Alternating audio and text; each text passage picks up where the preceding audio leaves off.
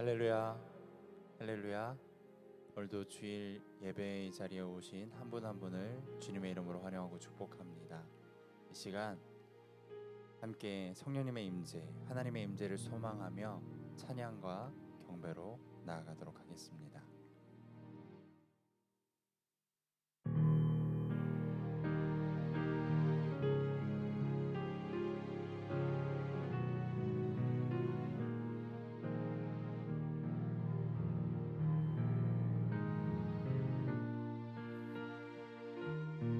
지극히 높은 주님의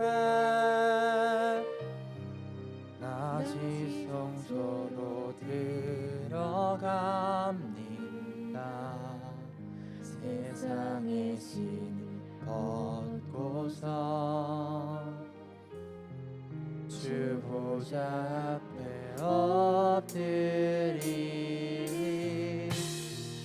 내 주를 향한 사랑과 그 신뢰가 사그러져 갈 때 하늘로부터 이곳에 장막이 덮이네.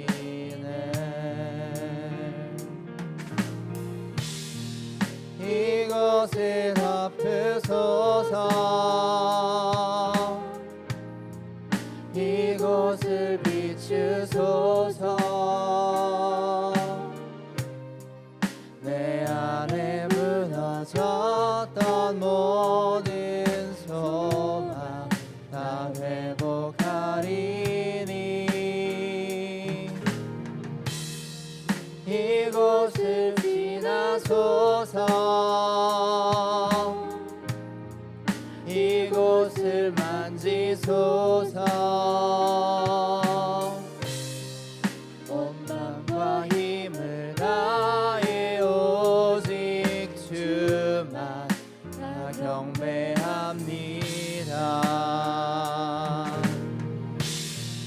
이곳을 덮으소서, 이곳을 비추소서. 내 안에 무너졌던 모든 소망 다 회복하리니 이곳을 지나소서, 이곳을 만지소서. 온 마음과 힘을 다해 오직 주만 다 경배합니다.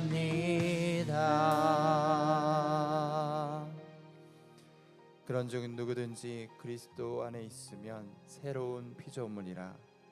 이전 것은 지나갔으니 보라 새 것이 되었도다. 아멘.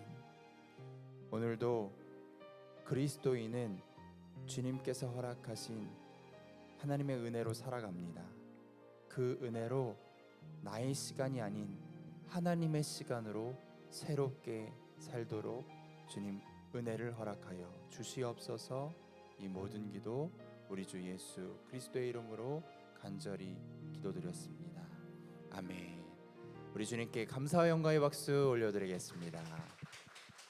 이제 힘차게 주님을 찬양하며 나아가겠습니다.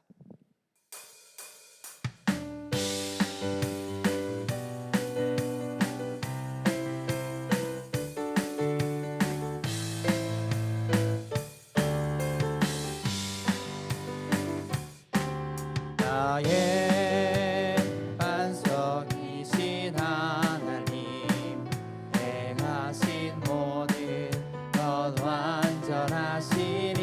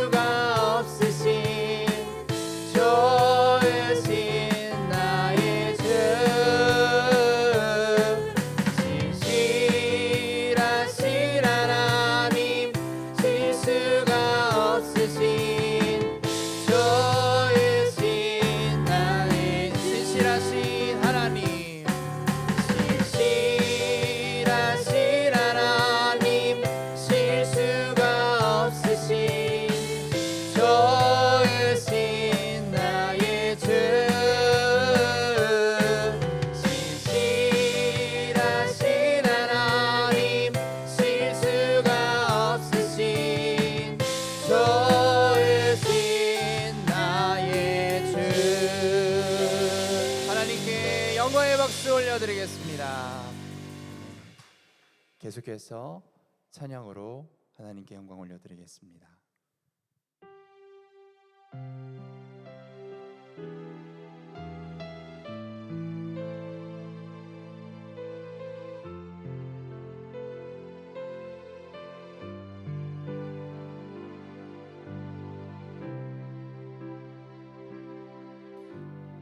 지으신 이가 하나님,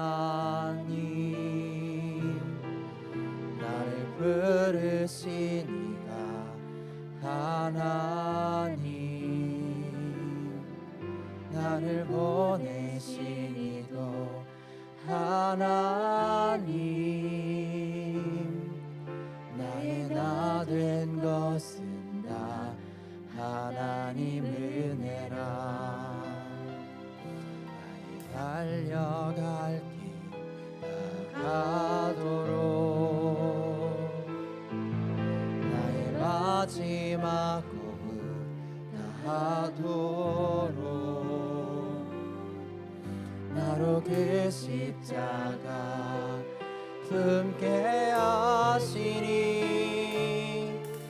나의 나 된 것은 다 하나님 은혜라.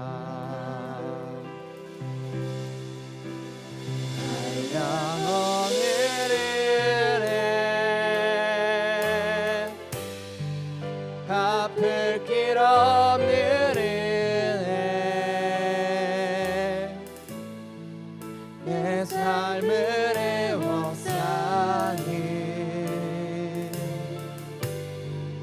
하나님의 은혜 나 주저함 없이 그 땅을 밟음도 나를 붙드시는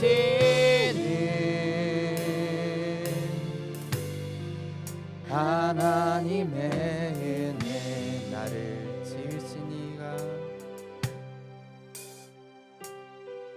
나를 지으신 이가 하나님 나를 부르신 이가 하나님 나를 보내신 이도 하나님 나의 나 된 것은 다 하나님 은혜라. 나의 달려갈 길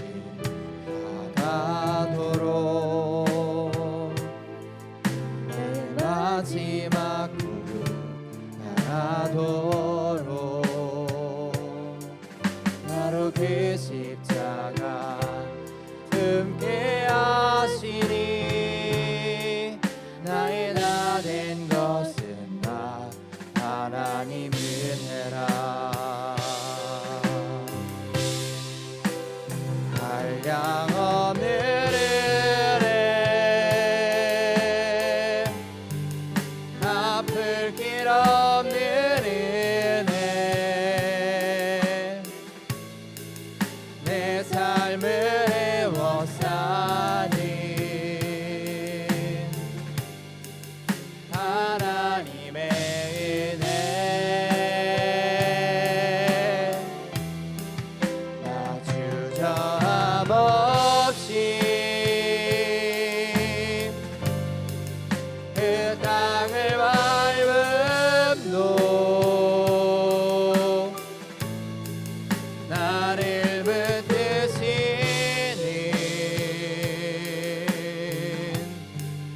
하나님의 내가 믿고 또 의지함을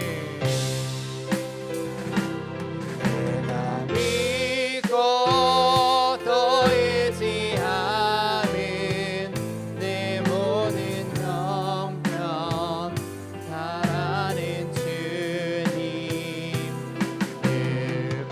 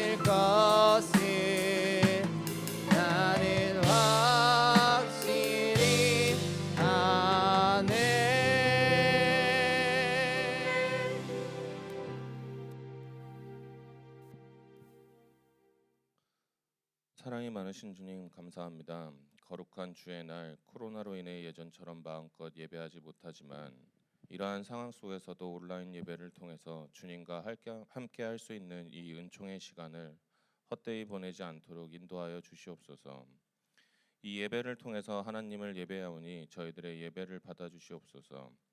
하나님의 기쁨이 되며 하나님의 마음에 흡족한 예배가 될 수 있도록 역사하여 주시옵소서.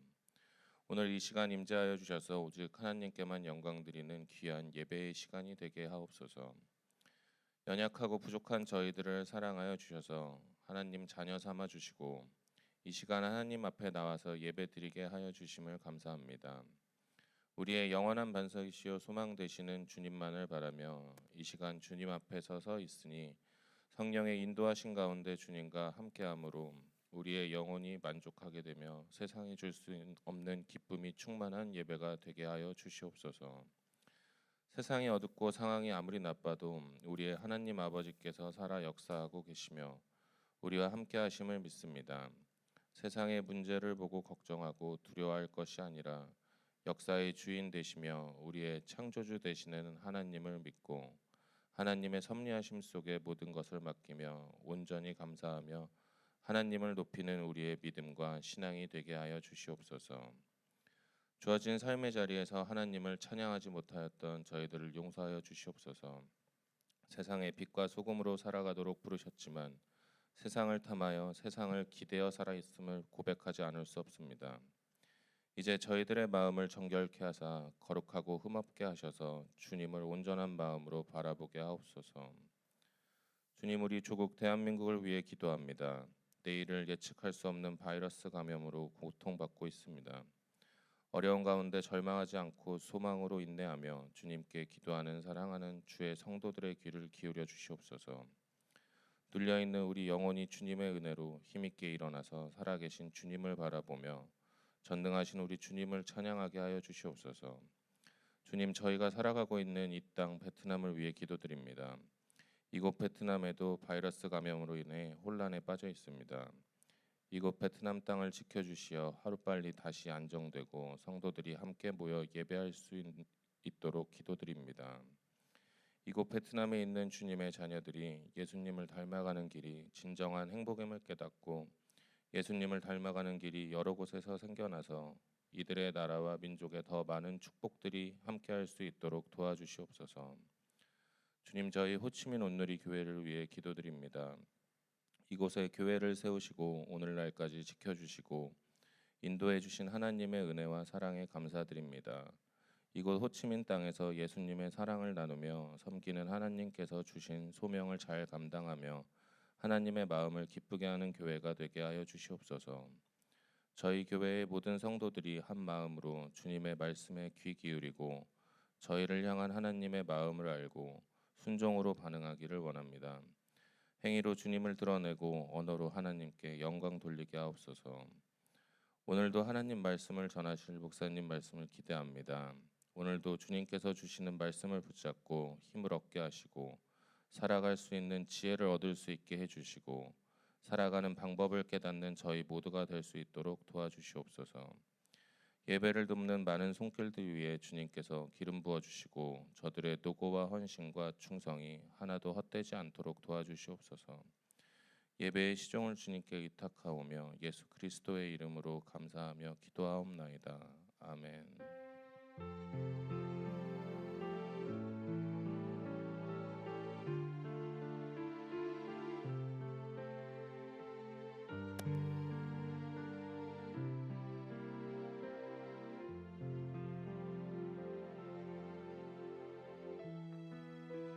할렐루야. 주일 예배 오신 여러분 한 분 한 분을 환영하고 축복합니다. 예배함을 통해서 주님의 은혜의 보좌 가운데로 더 가까이 나아가게 되기를 간절히 축원합니다. 우리 옆에 있는 분과 이렇게 인사하기 원합니다. 소망의 복음을 굳게 잡으십시오. 소망의 복음을 굳게 잡으십시오. 그 소망의 복음을 가지고 지금 이 시대를 살아갈 수 있는 우리 모두가 되기를 간절히 축원합니다. 함께 축복하며 찬양하겠습니다. 은혜의 주님이 당신을 축복하고 함께 하시네. 은혜의 주님이 당신을 축복하고 사랑의 주님이 함께 하시네. 우리의 두 손을 가슴에 모으고 은혜의 주님이 내 삶을 축복하고 사랑의 주님이 함께 하시네. 은혜의 주님이 내 삶을 축복하고 사랑의 주님이 함께 하시네. 우리에게 은혜와 사랑을 주시는 주님께 감사와 영광의 박수 올려드립니다. 아멘. 날마다 주님이 주시는 그 은혜와 사랑으로 살아가는 우리 모두가 되기를 간절히 축원합니다. 몇 가지 교회 소식 전해드리겠습니다. 호치민 땅이 코로나로 인해서 또 어려움을 겪고 있습니다. 계속해서 기도해 주셔서 안정화가 되면 다음 주에는 우리가 함께 대면으로 예배드릴 수 있을 것 같습니다. 그래서 이번 한 주 동안 이 땅을 위해서 또 예배를 위해서 함께 중보해 주시면 감사하겠습니다. 원래 돌아오는 주로 예정되어 있었던 성경 통독 세미나는 20명 미만으로 모이는 것을 허락한 종교법에 따라서 지금 이번 주에서 다음 주나 그 다음 주로 연기될 예정입니다. 일정이 새롭게 나오는 대로 다시 한번 광고드리고 또 여러분 함께 성경을 읽고 또 묵상하는 귀한 자료 초청하도록 하겠습니다. 또 카페에서는 생명의 삶을 판매하고 있습니다. 하나님 주시는 마음으로 귀한 말씀을 묵상하는 또 3월 한 달이 되기를 원합니다. 그 시작으로 우리 생명의 삶 구입하시고 또 함께 묵상의 자리로 나아가게 되기를 간절히 원합니다. 오늘 우리 주신 말씀 함께 나누기를 원합니다. 오늘 우리 주신 하나님의 말씀 고린도후서 5장 11절부터 21절까지의 말씀입니다. 오늘 함께서 우리 주신 말씀 고린도후서 5장 11절부터 21절까지의 말씀입니다. 제가 가진 성경 신약 229페이지입니다. 이 말씀을 저희 여러분이 각자의 성경을 통해 교독으로 함께 봉독하겠습니다.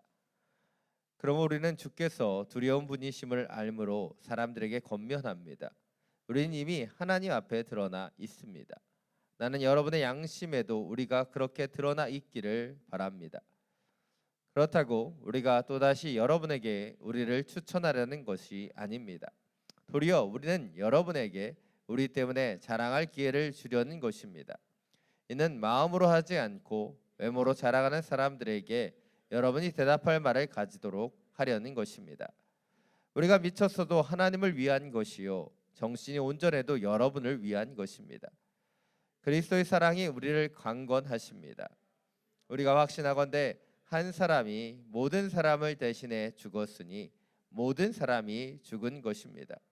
그분이 모든 사람을 대신해 죽으신 것은 산 사람들로 더 이상 자신을 위해 살지 않고 자신을 대신해 죽었다가 살아나신 그분을 위해 살게 하시려는 것입니다. 그러므로 이제부터는 우리가 아무도 육체를 따라 알려고 하지 않습니다. 전에는 우리가 그리스도를 육체를 따라 알았으나 이제는 더 이상 그렇게 알지 않습니다. 그러므로 누군지 그리스도 예수 안에 있으면 새로운 피조물입니다. 옛것은 지나갔으니 보십시오, 새 것이 됐습니다. 모든 것은 하나님께로부터 왔습니다. 하나님은 그리스도를 통해서 우리를 그분과 화목하게 하시고 또한 우리에게 화목하게 하는 직분을 맡겨 주셨습니다. 곧 하나님께서는 사람들의 죄를 그들에게 돌리지 않으시고 세상을 그리스도 안에서 그분과 화목하게 하셨으며 또한 우리에게 화목하게 하는 말씀을 맡겨 주신 것입니다. 그러므로 우리는 그리스도를 대신하는 사절이 돼 하나님께서 우리를 통해서 권면하신 것 같이 그리스도를 대신해 여러분에게 간곡히 부탁합니다. 여러분은 하나님과 화목하십시오. 21절 함께 읽겠습니다. 하나님께서는 죄를 알지도 못하시는 분에게 우리 대신 죄를 짊어지게 하셨습니다. 이는 우리로 그리스도 안에서 하나님의 의가 되게 하시려는 것입니다. 아멘. 말씀을 듣기 전에 우리의 손을 가슴에 얹고 믿음으로 선포하기를 원합니다. 말씀이 나를 변화시킵니다. 아멘. 이 믿음의 선포와 같이 오늘 주님 말씀이 우리를 새롭게 변화시키는 능력의 말씀이 되기를 간절히 축원합니다. 사랑하는 여러분, 새롭다라고 하는 이 형용사의 의미를 아십니까? 이 새롭다라는 단어는 지금까지 있은 적이 없었다라는 의미입니다. 다시 말해서 새롭다라고 하는 것은 이전에 존재하지 않았던 것이 새롭게 등장하는 것을 말합니다. 조금 변형되거나 조금 업그레이드된 것을 우리는 새롭다라고 하지 않습니다. 그래서 마징가가 마징가 Z가 되고 아이폰 시리즈나 갤럭시 시리즈가 업그레이드 되는 것을 보면서 우리는 그것을 새롭다라고 얘기하지 않아요. 그냥 이전보다 향상되었다라고 생각하죠. 왜냐하면 이 새롭다는 것은 바로 이전에 없었던 것이 생겨나는 것이기 때문입니다. 근데 오늘 본문의 제목은 무엇입니까? 바로 새로운 피조물이 되는 것이죠. 그래서 저는 오늘 이 말씀을 준비하면서 그래서 여러분을 도전하기를 원합니다. 오늘 드린 이 예배를 통해서 우리가 이전의 우리의 모습보다 조금 업그레이드 되거나 조금 변화되는 것만을 구하는 그 인생이 아니라 주님께서 우리를 새롭게 하시는 것을 도전하고 그 성령의 역사들을 기대하는 하나님의 사람들이 되기를 원합니다. 여러분, 성령이 우리 가운데 임재하시고 역사하시면 우리는 이전에 볼 수 없었던 우리의 모습을 보게 되는 거예요. 그것이 성령의 역사이며 주님이 시는 변화인 것을 놓치지 않게 되기를 간절히 축원합니다. 오늘 말씀을 좀 더 구체적으로 살펴보겠습니다. 11절 12절 말씀입니다. 다시 한번 함께 읽겠습니다. 그러므로 우리는 주께서 두려운 분이심을 알므로 사람들에게 권면합니다. 우리는 이미 하나님 앞에 드러나 있습니다. 나는 여러분의 양심에도 우리가 그렇게 드러나 있기를 바랍니다. 그렇다고 우리가 또다시 여러분에게 우리를 추천하려는 것이 아닙니다. 도리어 우리는 여러분에게 우리 때문에 자랑할 기회를 주려는 것입니다. 이는 마음으로 하지 않고 외모로 자랑하는 사람들에게 여러분이 대답할 말을 가지도록 하려는 것입니다. 오늘 말씀을 그냥 읽으면 사실 잘 이해되지 않는 부분이 이 11절, 12절 말씀입니다. 근데 이 말씀을 사도 바울이 믿음으로 그 고린도 교회 성도들에게 권면하며 말하는 이유가 있는 것이죠. 그것은 우리 지난주에 살펴보았던 고린도서 5장 10절 말씀과 같이 그리스도의 심판대라고 하는 단순한 그 하나님의 심판을 바라보는 것을 넘어서서 그 하나님을 경외하는 그 마음을 갖고 있음을 그들에게 알게 하기를 원했던 것입니다. 그리고 그러한 두려움과 경외함 속에서 그는 고린도 교회 성도들에게 얘기하고 있는 거예요. 바로 자신과 믿음의 동역자들이 전능하신 하나님 앞에 다 드러나 있다는 거예요. 하나님께서 그들을 다 아신다는 거예요. 그리고 더불어서 이제 고린도 교회 성도들의 양심 가운데 사도 바울과 믿음의 동역자들이 온전히 드러나기를 원한다라고 말하고 있는 것입니다. 이것을 좀 더 쉽게 말씀드리면 사도 바울은 그리스도의 심판대라고 하는 마지막 때를 바라보며 하나님의 심판을 알고 있는 사람이라는 것입니다. 그러하기에 그는 함부로 거짓으로 그 복음을 전할 수 없고 오직 하늘의 하나님을 경외하는 마음으로 하나님 앞에 서 있다는 거예요. 그것이 믿음의 동역자들의 모습이었다는 것이죠. 그리고 이제는 하나님 앞에 드러날 뿐만 아니라 이제 그들의 진실함과 순전함을 이제 고린도 교회 성도들도 알기를 원한다는 것입니다. 이렇게 얘기하는 것은 바로 당시에 고린도 교회 성도들이 사도 바울을 신뢰하거나 믿어주지 않았기 때문입니다. 그래서 이제 사도 바울은 그들이 그 사도 바울의 마음의 진심을 알기를 원하는 거예요. 하나님 아버지께서 그의 마음을 아시는 것처럼. 그래서 그런 하나님을 경외함으로 그가 결코 거짓되거나 잘못된 복음을 전하지 않는 자임을 이제 드러내어 고린도 교회 성도들에게 알려주기를 원하는 것이죠. 그래서 그 진실한 마음이 흘러가기를 원하는 거예요. 이렇게 말하는 것은 또 12절에서 얘기하는 것과 또한 연결되고 있습니다. 12절에서 사도 바울은 이렇게 이야기하는 것이 자신을 과시하기 위한 것이 아니라 고린도 교회 성도들을 위한 것이다라고 설명하고 있습니다. 바로 당시에 거짓 교사들이 사도 바울을 공격했죠. 왜 공격했습니까? 그는 외모가 형편없고 그는 예루살렘 추천서를 갖고 있지 못하며 그는 언변이 부족하고 외모는 볼품없다라고 그를 비난했습니다.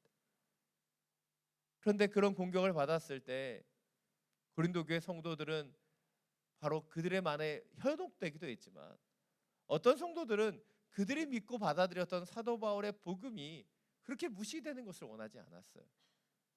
또 사도 바울이 그들에게 복음을 알려준 어떻게 보면 선생님이고 또 은인이기 때문에 그에 대해서도 그렇게 받아들이지 않기를 원했다는 것이죠.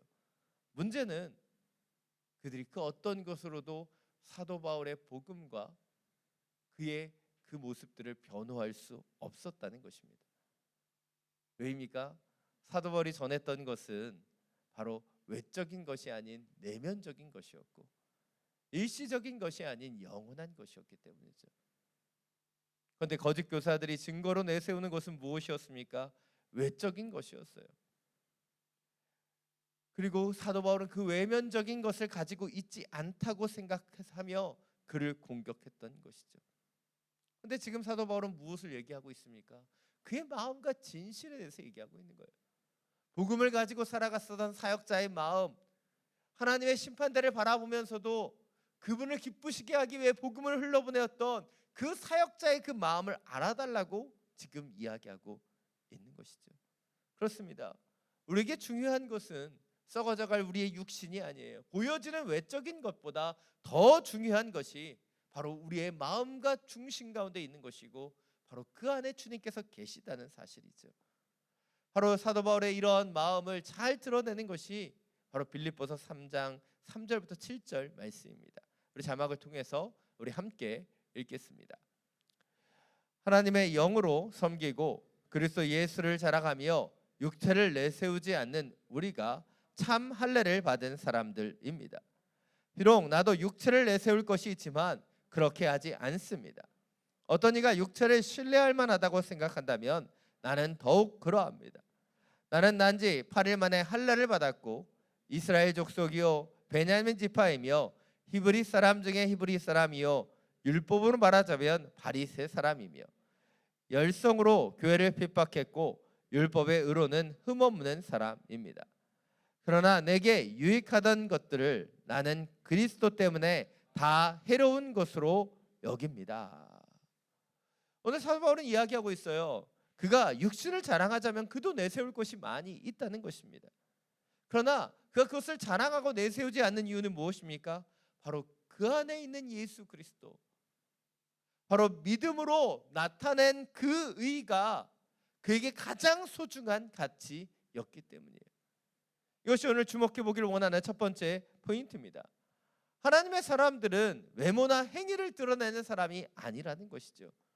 오직 예수 그리스도를 믿는 믿음으로 그 중심이 새롭게 되는 사람, 그 사람이 바로 하나님의 사람이라는 것이죠.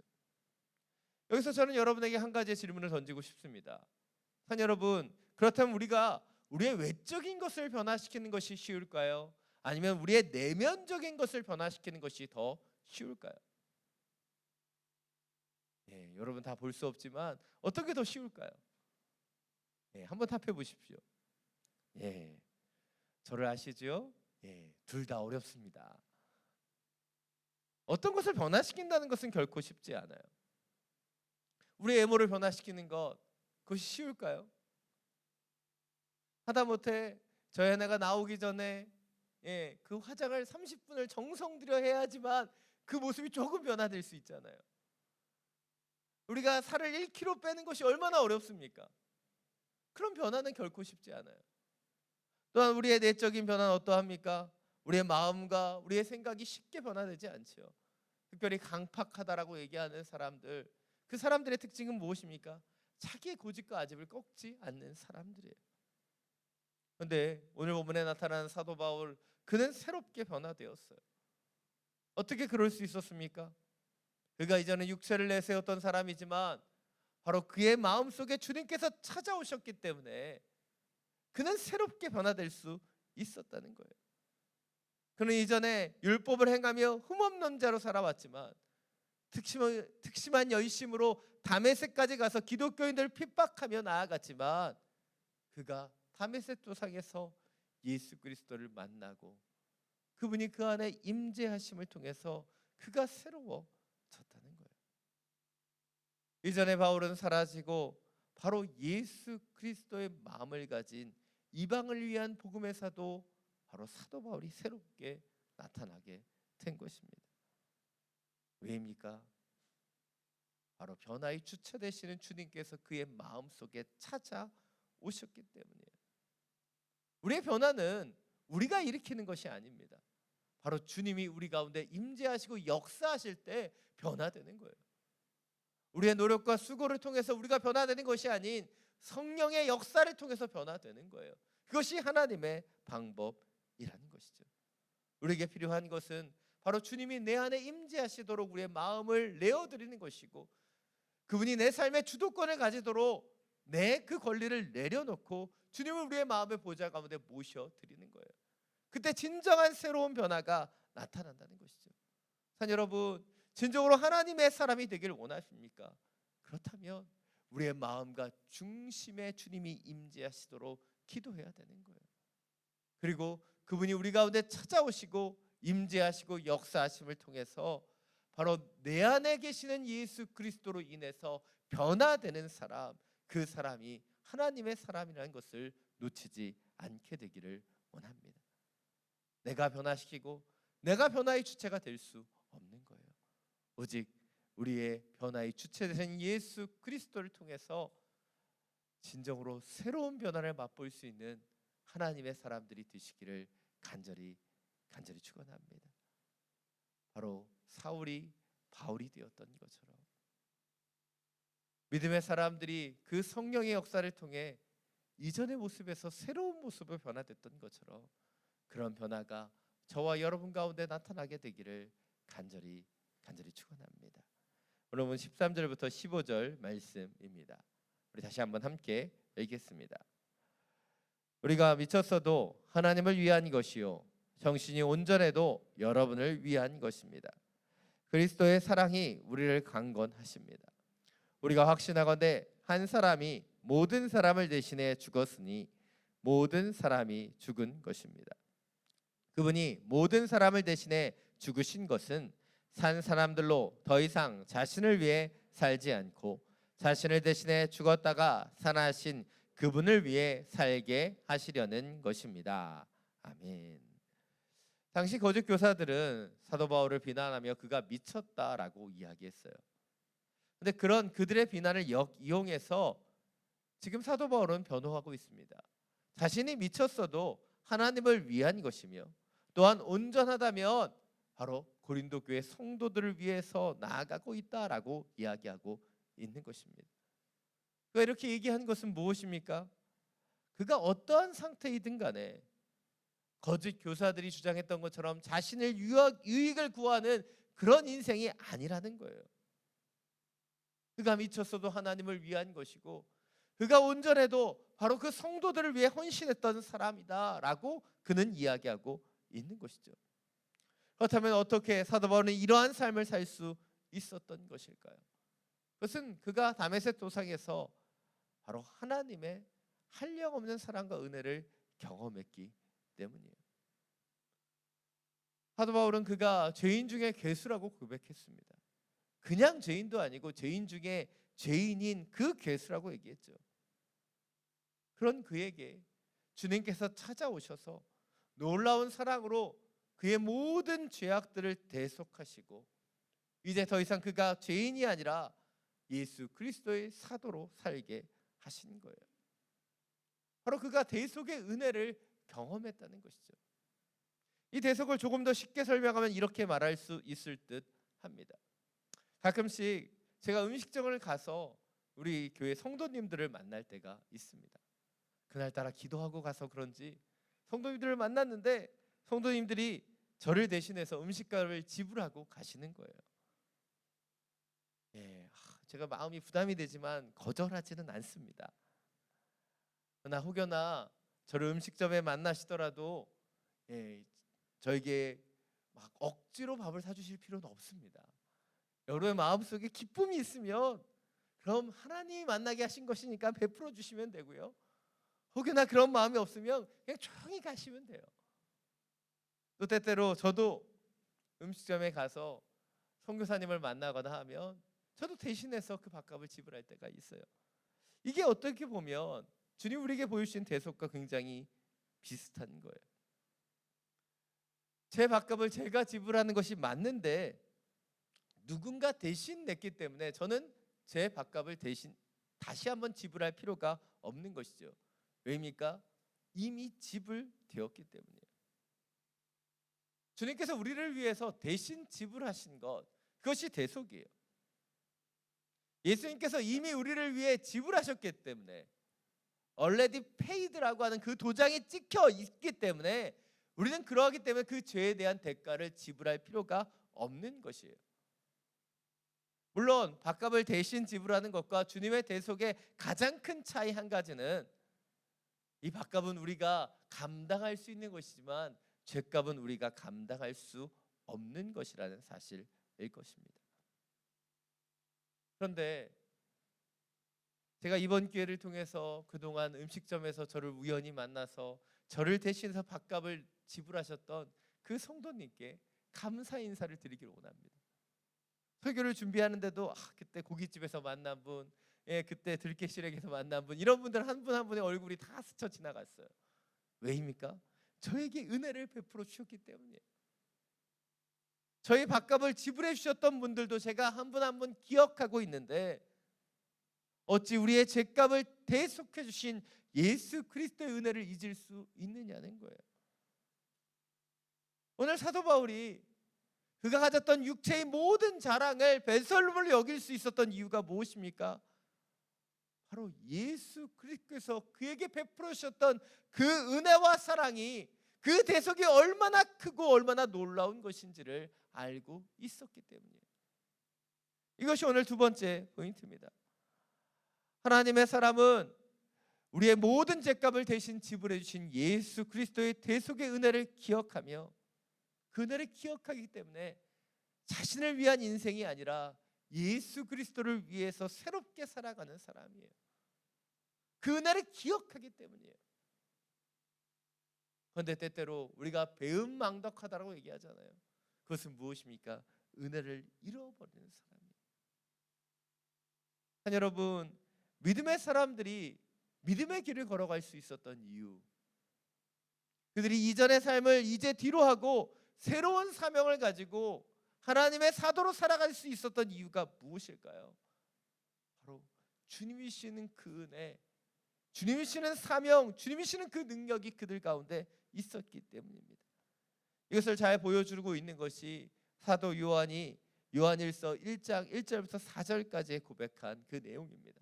자막을 통해서 함께 읽겠습니다. 이 글은 생명의 말씀에 관한 것입니다. 생명의 말씀은 태초부터 있었고 우리가 들었고 우리의 눈으로 보았으며 우리가 주목했고 손으로 만져본 것입니다. 그 생명이 나타나셨습니다. 우리는 아버지와 함께 계시다가 우리 앞에 나타나신 그 영원한 생명을 보았습니다. 그래서 우리는 여러분에게 영원한 생명을 증언하고 전파합니다. 우리가 보고 들은 것을 여러분에게도 전파합니다. 이는 여러분과 우리가 서로 사귐이 있게 하려는 것입니다. 우리의 사귐은 아버지와 그의 아들 예수 그리스도와 함께하는 사귐입니다. 우리가 이 글을 쓰는 것은 우리 서로의 기쁨이 가득 차고 넘치게 하려는 것입니다. 오늘 사도 요한이 고백하고 있는 것은 무엇입니까? 믿음의 사람들의 그 인생이 새롭게 변화될 수 있었던 것, 바로 예수 그리스도께서 그들의 모든 죄의 값을 대속하셨을 뿐만 아니라 그들이 예수님을 보았고 만졌고 주목했으며 예수님과 함께 살아가는 그 영적인 사귐이 있었기 때문이고 그 영적인 사귐의 기쁨 속에 들어갔기 때문이에요. 여러분, 사람들은 잘 변화되지 않습니다. 그러나 믿음의 사람들이 하나님 앞에서 놀라운 변화를 경험했었던 이유가 무엇일까요? 바로 주님과의 영원한 사귐 가운데 들어갔기 때문이에요. 우리가 잘 알던 그 열정 100%의 베드로의 모습은 어떠합니까? 늘 시기하고 경쟁하며 비교했었던 그 열정적인 어부였던 베드로는 희생과 섬김의 초대교회의 최고의 수장이 되죠. 육신을 자랑했었던 사도 바울은 이제 더 이상 그 육신을 자랑하는 것이 아닌 오직 믿음으로, 오직 복음만을 자랑하는 이방인의 사도가 되는 거예요. 일명 우레의 아들들이라고 불렸던 바로 분노 조절 장애를 가졌던 사도 요한. 그 사람은 어떤 사람이 되었습니까? 이 사랑의 서신이라고 하는 요한일서를 적을 수 있는 최고의 사랑을 가진 그 사랑의 사도가 된 거예요. 어떻게 이런 일이 가능할 수 있었습니까? 바로 그들의 죄악을 대속해 주시고 우리를 찾아오셔서 영원한 사귐으로 초청해 주신 예수 그리스도 때문에 가능했다는 거예요. 바로 그런 예수님을 만났기 때문에. 그들의 인생의 목표가 자신을 위한 것이 아닌 바로 예수 그리스도를 위한 것으로 바뀌어지게 되었다는 것이죠. 그리고 거기서 끝나지 않고 주님과 함께하는 그 영원한 사귐 속에서 주님이 실은 새로운 기쁨을 맛보게 되었던 것이 믿음의 사람들의 모습이기 때문입니다. 방탕한 생활을 즐기다가 극적으로 변화된 한 청년이 있었습니다. 이전에는 그가 쾌락을 위해서는 어떤 일도 마다하지 않았던 사람이었는데 주님을 만난 이후에 그는 절제되고 정결한 삶을 살게 되었습니다.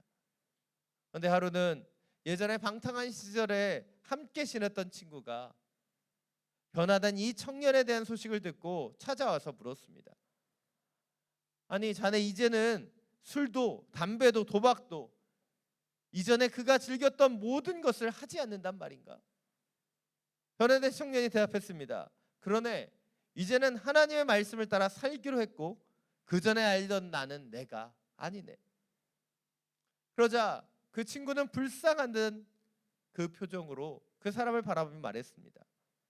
이런 불쌍한 친구, 그럼 도대체 무슨 재미로 인생을 산다는 말인가? 그때 변화된 청년이 이렇게 대답했습니다. 자네는 지금 내 인생이 재미없어 보이는가? 하지만 나는 지금의 삶이 매우 즐겁고 행복하다네. 내 인생의 즐거움을 포기한 것이 아니라 더욱 새로운 즐거움을 찾은 것뿐이라네. 사랑하는 여러분, 이 이야기가 우리에게 보여주고 있는 것은 무엇입니까? 믿음의 사람들의 삶 속에 주님이 주시는 변화가 무엇인지를 보여주고 있는 거예요. 그들에게 주셨던 그 은혜를 시작으로 주님과의 그 영원한 사귐 속에 주시는 그 기쁨과 즐거움을 깨닫게 되었기 때문에 그 길을 가는 거예요. 믿음의 사람으로 살아가는 인생 가운데 세상의 사람으로 느끼지 못했던 놀라운 즐거움과 기쁨을 주님께서 채워 주시기 때문이에요. 산 여러분, 믿음의 삶이라고 하는 것은 고리타분하고 시시한 삶이 아닙니다. 주님과의 사귐을 통해 이 세상에 줄 수 없는 놀라운 기쁨과 은혜를 깨닫게 하시는 것이 바로 주님이 우리를 새롭게 하시는 영적인 과정 속에 나타나는 거예요. 우리가 기도할 수 있는 것, 주님의 말씀을 묵상하면서 주님의 세계를 알아가면서 우리는 주님만이 주실 수 있는 놀라운 기쁨의 세계 가운데로 들어가게 된다는 것이죠. 원고에는 없지만 제 이야기를 잠깐 해보겠습니다. 제가 목회자로 부름받았을 때는 저는 그게 헌신이라고 생각했어요. 어렵고 힘든 길을 가는 것이라고 생각했습니다. 물론 지금도 설교를 준비하는 것은 쉬운 일이 아니에요. 그러나 이 일을 감당하면서 주님 주시는 얼마나 큰 은혜와 기쁨이 있는지 모릅니다. 믿음의 공동체가 함께 지어지는 것이 무엇이고 함께 말씀으로 예배로 지어지는 것이 무엇인지를 날마다 경험하게 되는 것이 이 목회의 현장이기 때문이에요. 우리 잘 아는 것처럼 우리가 지난 몇 주 동안 참 많은 장례의 시간들이 있었습니다.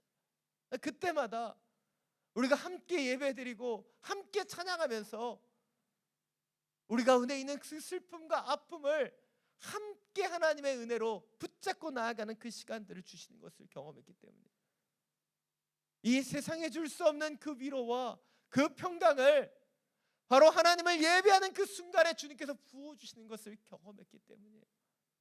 산 여러분, 믿음의 삶이라고 하는 것은 이전에 우리가 살아갔었던 모습과는 전혀 다른 새로운 삶입니다. 우리가 경험했던 세상의 즐거움과는 전혀 다른 주님만이 주실 수 있는 놀라운 기쁨이며 은혜예요. 그러하기에 주님께서는 그 새로운 사귐의 자리로 나아가기를 원합니다. 세상의 방법으로, 세상의 즐거움으로, 세상의 기준으로 주님이 주시는 그 기쁨을 바라보지 않기를 원합니다. 완전히 새로운 주님만이 주실 수 있는 그 은혜, 주님만이 주실 수 있는 참된 평화 속에 주님과의 그 기쁨의 자리를 더 온전히 알아가는 믿음의 사람들이 되시기를 간절히 축원합니다. 오늘 보면 16절, 17절 말씀입니다. 함께 읽겠습니다. 그러므로 이제부터는 우리가 아무도 육체를 따라 알려고 하지 않습니다. 전에는 우리가 그리스도를 육체를 따라 알았으나 이제는 더 이상 그렇게 알지 않습니다. 그러므로 누구든지 그리스도 안에 있으면 새로운 피조물입니다. 옛것은 지나갔으니 보십시오, 새 것이 됐습니다. 오늘 사도 바울은 예수 그리스도의 대속의 은혜를 통해 육체 가운데 살았던 자신이 바로 이제 주님을 위한 새로운 인생이 되었음을 고백하고 있습니다. 그리고 이전 것은 지나갔고 이제 그가 새로운 것, 새로운 피조물이 되었음을 고백하고 있다는 것이죠. 그렇습니다. 육체의 구습을 쫓아가는 사람들의 인생이 자신의 것이라면 바로 영적인 사람들의 목적은 예수 그리스도입니다. 그리고 주님께서는 바로 이런 하나님의 사람들이 새로운 피조물로 지어지기를 원하시는 거예요. 그렇다면 왜 예수님께서 우리가 새로운 피조물이 되기를 원하시는 것일까요? 그 이유가 오늘 보면 18절부터 20절에 잘 나타나고 있습니다. 우리 마지막으로 함께 읽겠습니다. 모든 것은 하나님께로부터 왔습니다. 하나님은 그리스도를 통해서 우리를 그분과 화목하게 하시고 또한 우리에게 화목하게 하는 직분을 맡겨 주었습니다. 곧 하나님께서는 사람들의 죄를 그들에게 돌리지 않으시고 세상을 그리스도 안에서 그분과 화목하게 하셨으며 또한 우리에게 화목하게 하는 말씀을 맡겨주신 것입니다. 그러므로 우리는 그리스도를 대신하는 사절이 돼 하나님께서 우리를 통해서 권면하시는 것 같이 그리스도를 대신해 여러분에게 간곡히 부탁합니다. 여러분은 하나님과 화목하십시오. 아멘. 예수님께서 우리를 새로운 피조물로 지으신 이유가 오늘 본문 가운데 나타나고 있습니다. 그것은 우리가 주님이 지으신 새로운 피조물이 될 때만이 우리가 주님과 화목하게 되고 바로 이 땅에 주님의 그 사절로 이 땅을 화목하게 하는 그 직분을 감당할 수 있기 때문이에요. 여러분, 세계의 역사를 보십시오. 세계의 역사는 분열과 싸움의 역사예요. 배신과 경쟁의 역사입니다. 그러나 하나님의 역사는 어떠합니까? 주님의 역사는 평화와 기쁨의 역사인 것이죠. 왜입니까? 바로 주님이 그 땅을 새롭게 하시기 때문이에요. 왜 수많은 세계의 역사 속에서도 기독교는 지금까지 이어지고 있는가? 그것은 세상이 줄 수 없는 바로 그리스도 예수 안에서만 누릴 수 있는 그 기쁨과 평화가 있기 때문이죠. 그리고 하나님은 우리를 그 일을 위해서 부르시고 계시다는 것입니다. 이것이 오늘 마지막 세 번째 포인트입니다. 하나님의 사람은 예수 그리스도를 대신해서 이 땅을 화목하게 하는 새로운 피조물로 지음받은 사람들이라는 것이에요. 그렇습니다. 하나님께서는 하나님의 사람들에게 새로운 직분을 주셨어요. 어떤 새로운 직분입니까?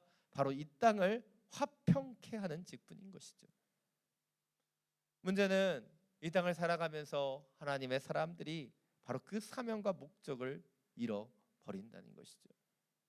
그 대표적인 케이스가 오늘 본문에 나타나는 고린도 교회의 모습이죠. 고린도 교회는 하나님의 복음을 믿었고 그 복음을 알게 된 사람들의 모임이었습니다. 근데 고린도전서 1장을 보면 그들의 그 교회 가운데 어떤 일이 나타납니까? 파벌과 분열이 생겨나는 거예요. 바울파, 아볼로파, 게바파, 그리스도파 이렇게 파벌로 나눠지는 거예요. 왜 하나님의 교회 가운데 이런 분열과 파별이 생겼던 것일까요? 바로 그 교회 안에 거짓 교사들이 들어오고 영적인 복음이 아니라 육적인 율법을 가르치며 바로 비난하고 회방하는 그 분열을 일으켰기 때문이죠. 그래서 하나님의 교회가 하나님의 교회의 모습을 잃어버리고 분열과 파벌이 나타난 게 된 것이에요. 이런 일들은 지금 한국 교회 수많은 교회들 가운데도 일어납니다. 얼마나 많은 교회들이 크고 작은 문제들로 싸우고 분열되고 있습니까? 제가 자주 말씀드리지만 저희 교회는 강대상에 카펫을 깔지 않는 이유가 있어요. 왜입니까? 카펫을 깔다가 수많은 교회들이 찢어지고 나눠지기 때문이죠. 빨간색 카페트 예수 보혈파와 초록색 카페트 푸른 초장파로 나눠져 어떤 색깔을 까는 게 더 맞는가, 그런 문제로 싸우는 거예요. 그뿐입니까? 교회 설비를 어디에 설치해야 되는가, 무엇을 먼저 해야 되는가, 예산을 어떻게 사용해야 되는가, 누가 리더가 되는가, 그런 크고 작은 문제로 수많은 싸움과 분열이 일어나는 것이 지금 한국 교회가 되어버렸습니다. 왜입니까? 바로 주님께서 우리를 부르신 화평케 하는 직분, 화목케 하는 새로운 피조물로 지어지지 못하고 있기 때문이에요. 아무리 우리가 믿음의 성도라고 할지라도, 아무리 교회가 주님의 집이라고 할지라도 때때로 연약함 속에서 사람들은 자기를 주장하게 되기 때문에 자기의 의견을 주장하면서 차이와 대립이 생겨나게 되는 거예요. 그래서 필요한 것이 바로 예수 그리스도의 사명을 가진 이 땅을 화목케 하는 사람들의 그 노력과 수고가 필요한 거예요. 왜입니까? 화목케 하는 그 직분을 가진 사람들이 그 대립과 차이의 자리에 평화의 다리를 건설할 수 있기 때문이에요. 그런데 주님의 사명을 가진 이 땅의 분열과 파벌을 다시 한번 주님이 원하시는 하나됨으로 만드는 그 직분을 가진 사람들의 그 노력과 수고가 지금 사라지고 있는 거예요. 여러분, 화평케 하는 것, 화목케 하는 것, 그것은 결코 쉬운 일이 아닙니다. 여러분, 3명이 있으면요, 그 가운데 파벌이 생겨요. 그것이 인간의 모습입니다. 서로 경쟁하고 서로 파벌이 생기며 서로 싸우는 것이 인간의 모습이기 때문에 그 3명 중에 한 사람이 바로 예수 그리스도의 사명을 가진 화평케 하는 사람이라면 그 공동체는 달라질 수 있는 것입니다. 여러분, 화목한 가정에는요, 화목하게 되는 이유가 있습니다. 한 화목한 가정에서 방바닥에 놓여져 있던 물그릇을 아이가 지나가다가 발로 차서 물이 온통 다 쏟아졌습니다. 이 광경을 본 할머니는 제일 먼저 달려와 내가 먼저 보고 치웠어야 되는데 내 잘못이라고 얘기해요. 그러자 그 물그릇을 거기에 놓았던 아들이 다시 달려와 얘기합니다. 제가 물을 먹고 먼저 치웠어야 되는데 제가 잊어버렸습니다. 제 잘못입니다. 그러자 이제 며느리가 달려옵니다. 제가 좀 잘 살폈어야 되는데 아이를 그냥 놓고 이 물그릇이 있는지도 몰랐습니다. 제 잘못입니다. 그러자 사리 분별할지도 모르는 이 아이가 이제 얘기하는 거예요. 내 잘못이야. 내 잘못이야. 여러분, 하나님이 세우신 믿음의 가정, 믿음의 교회에도요, 문제는 일어납니다. 그러나 그 문제를 화목케 하는 자들, 스스로의 그 잘못을 떠안고 그 문제를 품는 화목케 하는 그 직책을 가진 사람들이 있으면 문제는 덮여지는 거예요. 우리는 창세기에서 아담과 하와가 에덴 동산에서 쫓겨나는 그 장면을 보게 됩니다. 그러나 그들이 에덴 동산에서 쫓겨난 이유는 그들이 선악과를 먹었기 때문이 아니에요. 어찌 보면 그들의 잘못에 대해서 누구도 책임지려고 하지 않았고 상대방만이 잘못했다고 비난하며 그들이 주님이 원하시는 화목케 하는 그 직분을 감당하지 못했기 때문에 그들은 에덴 동산이라고 하는 하나님이 주신 그 동산을 떠나야만 했다는 것이에요. 아니 여러분, 여러분이 살아가는 그 자리가 때때로는 지옥이 될 수도 때때로는 천국이 될 수도 있어요. 왜 그런 변화가 나타나는 거예요? 그 삶의 자리에 우리가 어떤 직분을 가지고 살아가느냐, 그것에 따라 달라지는 것이죠.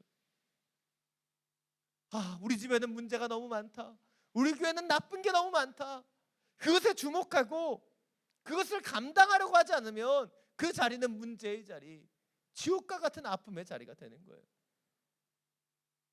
그러나 그 문제를 보고 내가 그 문제를 떠안고 내가 그것을 감당하려고 하면 우리는 주님이 우리에게 주시는 그 화목케 하는 직분을 감당하게 되는 것이고, 바로 그 직분을 온전히 감당하는 그 한 사람 때문에 그 자리는 주님이 세우신 하나님의 나라로 변화되는 거예요. 아니 여러분, 지금 여러분은 여러분의 삶의 자리에서 어떤 직분을 감당하고 계십니까? 화목케 하는 직분입니까? 다른 영혼들을 기쁘게 하는 그 직분들을 감당하고 계십니까? 아니면 탐욕스럽게 누군가를 비난하는 그런 일들만을 행하고 있지는 않으십니까? 오늘 하나님은 우리를 새로운 피조물로 지어주셨어요. 대속이라고 하는 그 십자가의 놀라운 그 대가를 지불하면서 우리의 모든 죄의 대가를 감당하셨습니다.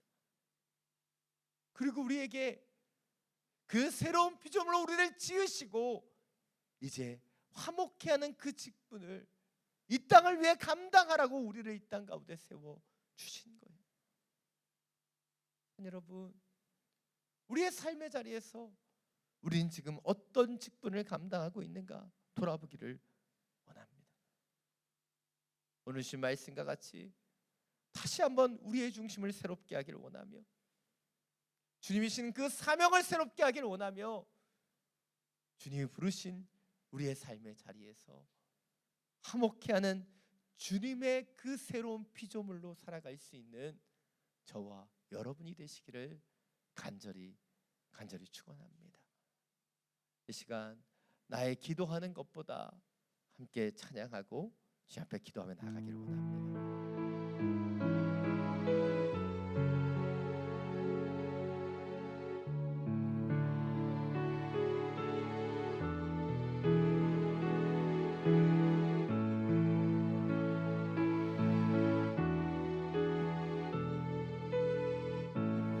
나의 기도하는 것보다 더욱 응답하실 하나님, 나의 생각하는 것보다 더욱 이루시는 하나님, 우리 가운데 역사하신 능력대로 우리들의 간구함을 넘치도록 능히 하신 주님께 모든 영광과 존귀 찬양과 경배를 돌릴지어다.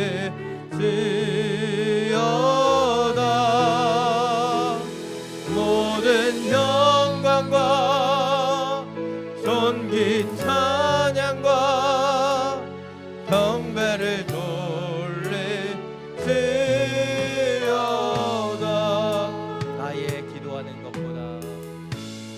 나의 기도하는 것보다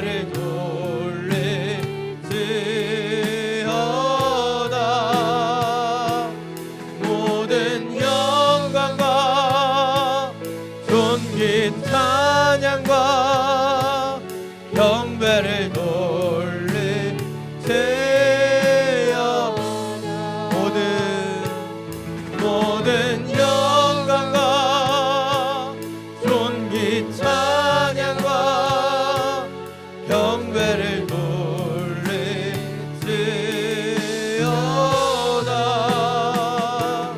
모든 영광과 존귀 찬양과 경배를 돌릴지어다.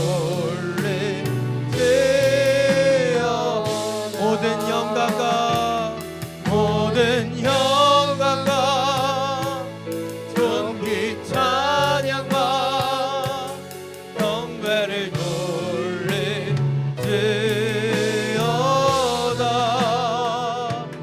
모든 영광과 존귀 찬양과 경배를 돌릴지어다.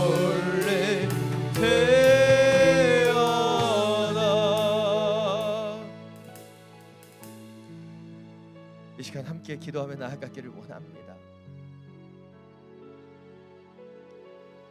이 시간 기도할 때 우리를 새롭게 하기를 원하시는 그 주님을 바라보며 기도하기를 원합니다. 주님, 우리를 새롭게 하기를 원하십니다. 이전의 육신의 모습보다 조금 낫고 조금 향상된 우리를 기대하시는 것이 아닌 주님의 성령으로 우리의 마음 가운데 찾아오셔서 우리를 완전하게 새롭게 하시는 분이 바로 우리 성령님이시며 우리 예수님이십니다. 그분이 우리 가운데 찾아오셔서 우리 가운데 역사하시는 것들은 바로 주님의 사명대로 화목케 하는 그 직책을 우리에게 감당하기를 원하시는 것입니다. 그러기 이 시간 기도할 때 주님이 우리를 새롭게 하시는 그 능력으로 나아가 이전과는 다른 영광의 형체로 변화되게 하여 주옵소서. 나를 위한 인생이 아닌 예수 그리스도의 사명을 감당하는 인생이 되게 하여 주시고 오직 주님만을 찬양하며 주님만을 경배하는 화목케 하는 그 직분을 감당하는 하나님의 사람으로 살아가게 하여 주시옵소서. 주님의 이름을 한번 부르고 함께 기도하며 나아갑니다. 주여, 주님, 오늘 우리에게 신이 말씀을 붙잡고 기도합니다. 주님이 내게 원하시는 온전한 변화의 자리, 우리를 새롭게 하는 그 능력의 자리로 서기를 원합니다. 나의 외모를, 나의 외형을 변화시키는 주님이 아닌 우리의 마음과 중심 가운데 찾아오심을 통해 우리를 새롭게 하시는 그 주님을 영접합니다. 우리의 마음의 주인 되시는 그 성령님을 초청하며 우리의 보좌에 그 주인 되시는 예수 그리스도를 맞이합니다. 주님, 우리를 새롭게 하여 주옵소서. 우리는 이전과 같은 모습으로 살아가는 그런 사람이 아니라 나만을 위하여, 나의 목적과 영광을 위하여 살아가는 인생이 아니라 이제 예수 그리스도의 사명, 주 앞에 영광 올려드린 그 비전을 위하여 살아가는 하나님의 사람들이 되게 하여 주옵소서. 간절히 기도합니다. 우리를 세우신 그 이유, 우리를 그 화목케 하시는 그 직분으로 이 땅에 주님의 대사가 되어 주님이 원하시는 그 평화와 화평과 기쁨을 전하는 주님의 도구로 우리를 부르셨음을 기억합니다. 주님, 문제를 떠안으며 이 땅 가운데 주님의 평화를 만들어가는 샬롬의 사람으로 우리를 기름 부어 주옵소서. 문제를 회피하며 피하는 인생이 아니라 이 땅에 주님의 평화를 위하여 화목케 하는 그 직분을 감당하는 주의 자녀들이 되게 하여 주옵소서. 주님, 우리 가운데 있게 하여 주시고 우리 가운데 찾아오시며 우리 가운데 역사하여 주시옵소서.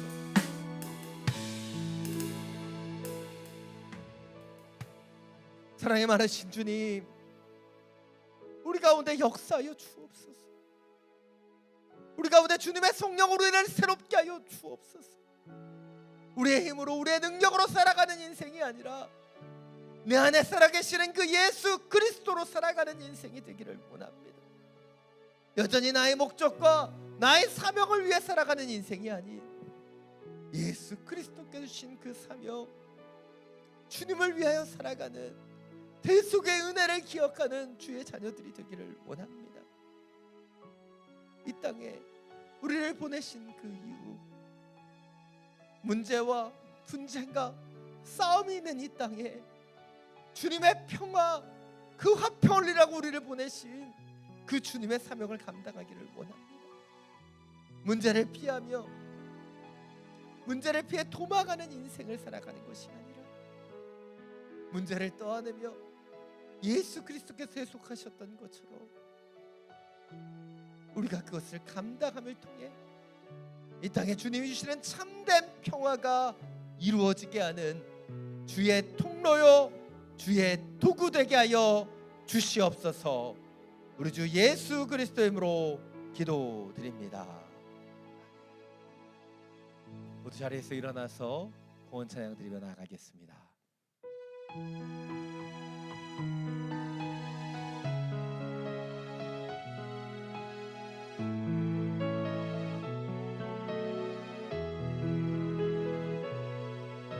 주 선한 능력으로 안으시네. 그 크신 발로 날 붙드시네. 절망 속에도 흔들리지 않고 사랑하는 주 얼굴 구하리. 이전의 괴로움 날에 워싸고 고난의 길을 걷는다 해도 주님께 모두 맡긴 우리 영혼 끝내 승리의 날을 맞으리. 선한 능력으로 일어서리. 주만 의지하리. 믿음으로 우리 고대 안에 주 오실 그날 영광의 새날을 맞이하리. 주님이 마신 고난에 쓴 자들 우리도 감사하며 받으리. 주님의 남은 고난 채워가며 예수와 복음 위에 살리라. 선한 능력으로 일어서리. 주만 의지하리. 믿음으로 우리 고대 안에 주 오실 그날 영광의 새날을 맞이하리. 우리 두 손을 들고 함께 찬양합니다. 선한 능력으로 일어서리. 주만 의지하리. 믿음으로 우리 고대 안에 주 오실 그날 영광의 새날을 맞이하리. 영광의 새날 맞이하리. 영광의 새날을 맞이하리. 영광의 새날. 영광의 새날을 맞이하리.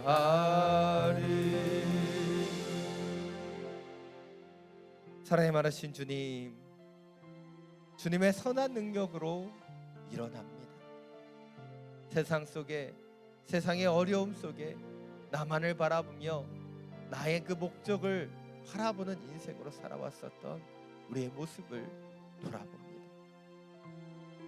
그러나 다시 한번 이 예배를 통해 성령이 주시는 온전한 새로움으로 나아가기를 원합니다.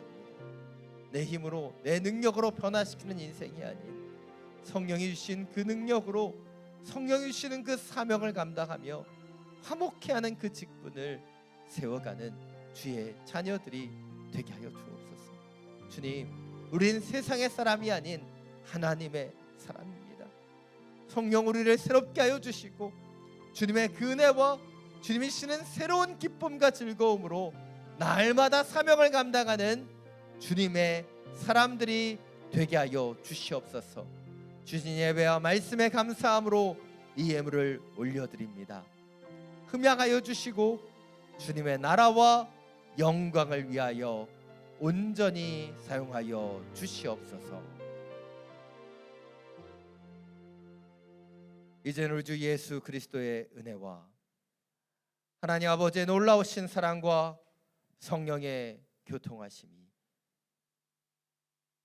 오직 예수 그리스도 그분이 우리 가운데 찾아오시고 우리 가운데 임재하시며 우리에게 생각나게 하시는 그 사명과 기쁨과 직분대로 살아가기를 결단하며 기도하는 믿음의 성도들 머리머리 위에 지금도 열방 가운데 주님의 사명을 감당하시는 선교사님과 그 모든 사역 위에 우리가 기도하며 살아가는 이 베트남 땅과 우리가 살아가는 우리의 조국 대한민국 위에 지금부터 영원토록 항상 함께하여 주시기를 간절히 축원하옵나이다.